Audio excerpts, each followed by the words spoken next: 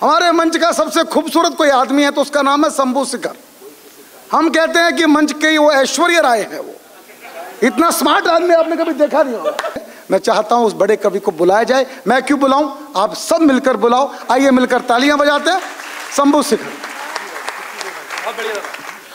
आप लोगों ने मेरे स्वागत में जो घनघोर तालियां बजाई है उसके लिए मैं आप सबको बहुत बहुत प्रणाम करता हूं।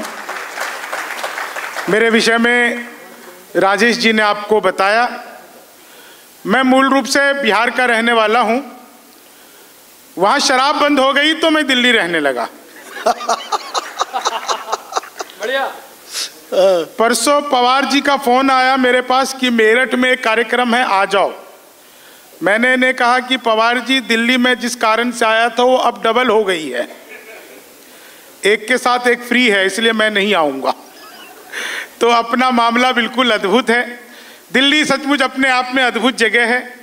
आप लोगों ने हंसने के लिए हास्य कवियों को बुलाया। दिल्ली वालों को हंसने के लिए किसी कवि की जरूरत नहीं है। जगहों के नाम इतने अद्भुत अद्भुत आप लोगों के यहाँ पर है। वो एक लड़का दिल्ली यूनिवर्सिटी यहीं से पास में ही है, एडमिशन करवाने गया। जब फॉर्म भर के आ रहा था एडमिशन का तो पीछे से क्लर्क दौड़ता हुआ आया।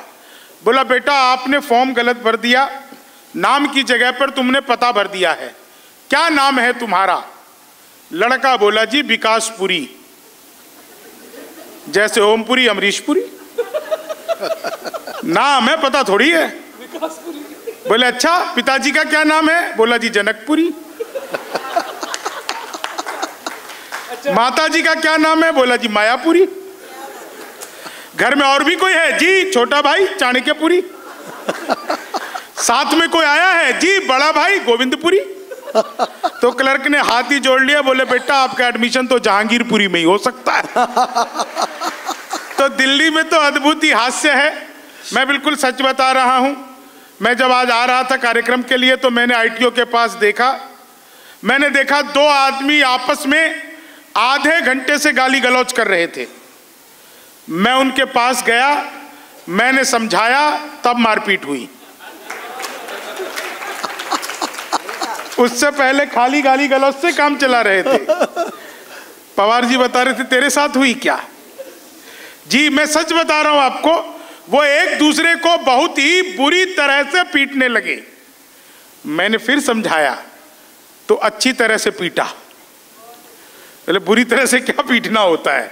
लेकिन मैं सच बता रहा हूं, जितना बढ़िया आप लोग कवि सम्मेलन सुन रहे हैं, जितने बढ़िया आप लोग हैं, मैं तो आप लोग को 4 लाइनें सुनाता हूं।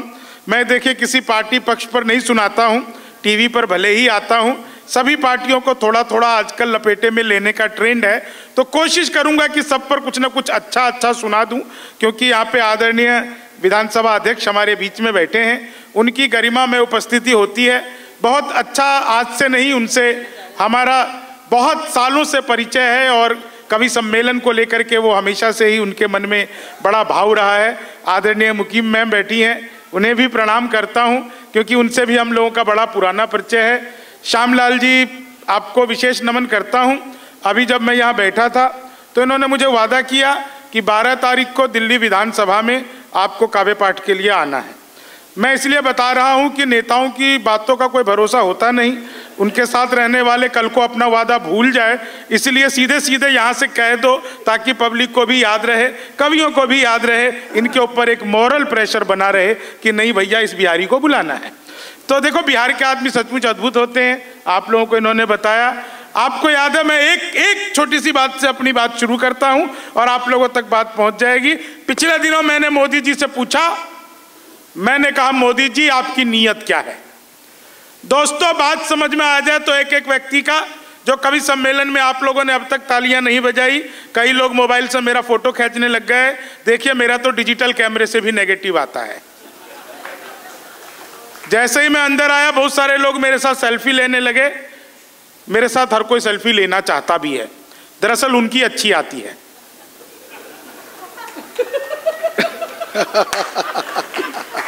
नहीं सच सच बता रहा हूं। और ये तो साइकिल एसोसिएशन वालों का प्रोग्राम है। मैं उम्मीद करता हूं कि प्रोग्राम के बाद हमें पेमेंट के बदले आप एक एक साइकिल ही दे देंगे। इससे हमारा पेट और वेट दोनों ही कम होगा। नहीं नहीं, ऐसी परंपरा भी है। परसों राजेश जी और मैं एक कार्यक्रम में थे, टाइटन वालों के कार्यक्रम खत्म हुआ, उन्होंने सबको एक घड़ी दी। कल हम एक खादी वालों के प्रोग्राम में थे, सबको एक कुर्ता दिया, मैं वही पहन के आया हूँ। आज आप लोग के यहाँ पे आए हैं तो साइकिल तो एक हम लोगों को मिलनी चाहिए। और आपके यहाँ तो प्रधान थे, कितने सारे प्रधानों का यहाँ पे आपने स्वागत किया। अच्छा बाबूजी, प्रधानों की ना बड़ी समस्या हो जाती है। जो बड़े लोग होते हैं उन्हें ओहदा बांटना होता है। अब इनके यहाँ पे ट्रेड एसोसिएशन है, कोई प्रधान है, कोई कोषाध्यक्ष होगा, कोई कुछ और होगा, कोई कुछ और होगा। तो ऐसे ही एक पहुंच गए इन साइकिल एसोसिएशन वालों के पास, बोले जी आपके यहाँ पे तो सब कुछ ना कुछ बन गए, आप हमें भी कुछ बना दो। तो बोले अच्छा तुम्हें भी कुछ बना दूं, चलो तुम ठीक है, कल से तुम साइकिल के टायर एसोसिएशन के कल से तुम ट्रेजरर हो। बोले अच्छा जी ठीक है, चला गया। अगले दिन फिर आ गया दूसरा, बोले जी हमें कुछ बना दो। बोले अच्छा कल से तुम साइकिल के टायर के एसोसिएशन के ट्रेजरर हो। अगले दिन वो दोनों ही आ गए। बोले जी बाबूजी ये क्या किया आपने, दोनों को ही एक पद दे दिया, इसको भी साइकिल के टायर का दे दिया, इसको भी, मेरे को भी दे दिया साइकिल टायर का। तो उन्होंने उपाय निकाला, बोले देखो अगले वाले टायर का ये है, पिछले वाले का तुम हो।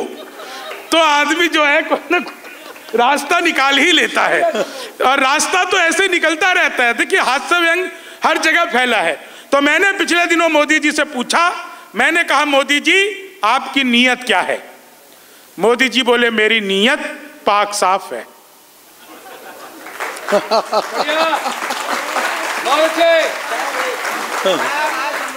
तो आप पाक साफ छवि के एक आदमी मिला, बोला यार ये मोदी जब से आया देश 500 साल पीछे चला गया। मैंने कहा योगी को आने दे, त्रेता युग में ले जाएगा।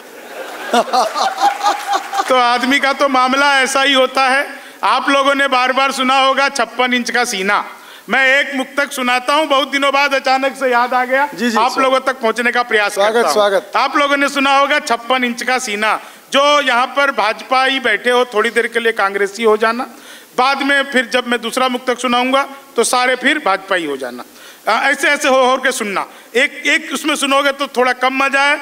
आप लोगों ने सुना होगा 56 इंच का सीना। अब इसका आनंद लीजिएगा कि चेहरे पे एक रुआब नया चढ़ ही जाता है, इतिहास में मुकाम नया गढ़ ही जाता है। शादी के बाद भी अगर साथ ना रहे, सीने का नाप इंच इंच बढ़ ही जाता है। सीने का नाप इंच इंच बढ़ ही जाता है। 4 लाइनें और सुनिएगा।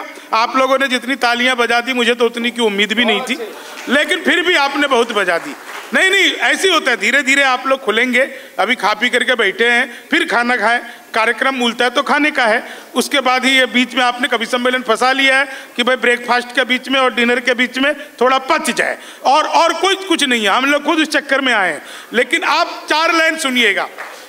पिछले दिनों ट्रंप आए थे भारत, वो आए थे ना नमस्ते ट्रंप करने, बाद में अमेरिका ने उनसे नमस्ते कर ली। तो लोगों ने ट्रंप को तरह तरह की सलाह दी। एक सलाह मैंने दी, आप तक सलाह पहुंच जाए तो आप सभी का आशीर्वाद चाहिए। मैंने ट्रंप को क्या सलाह दी कि लालू से मिलो वो तुम्हें बिहारी ना कर दे, जनता तुम्हें यहाँ की भिखारी ना कर दे। उत्तर प्रदेश आना ट्रंप सोच समझ कर, योगी जी तुम्हें ट्रंप से तिवारी न कर दे। योगी जी तुम्हें ट्रंप से तिवारी न कर दे। 4 लाइनें और सुनिएगा, और आप लोग बहुत अच्छा सुन रहे हैं, बहुत आनंद से सुन रहे हैं। 4 लाइन ये सुनिएगा साहब। ट्रंप से भाऊजी आप देखिए राजनीति, कविताएं, कवि सम्मेलन कैसे व्यंग करता है आदरणीय गोयल जी। ये बात मैं देखिए आपको सबसे ज्यादा पहुंचेगी आप लोगों तक, क्योंकि आप लोग जुड़े हुए हैं इससे। वो बाइडेन से मोदी मिले तो बाइडेन को मोदी जी ने क्या कहा, वो देखा था ना आपने पिछले दिनों, वो पीछे से धप्पा किया था मोदी जी को, वो गए थे वहां पे तो बाइडेन मिले। उन्होंने क्या कहा कि भूली हुई बिसरी हुई कहानी बनाता, अरमान दिल के सारे पानी पानी बनाता। मिलकर के बाइडेन से मोदी ने ये कहा, भारत में होते तुम तो आडवाणी बनाता। भारत में होते, उतना बुजुर्ग हमारे यहाँ उसी काम आता है। भारत में होते तुम तोड़ो वादा और हम निभाते रहेंगे, नाराजगी ऐसे भी हम जताते रहेंगे। जब तक नहीं आते हैं 15 लाख खाते में, तब तक तुम्हें मोदी जी हम जिताते रहेंगे।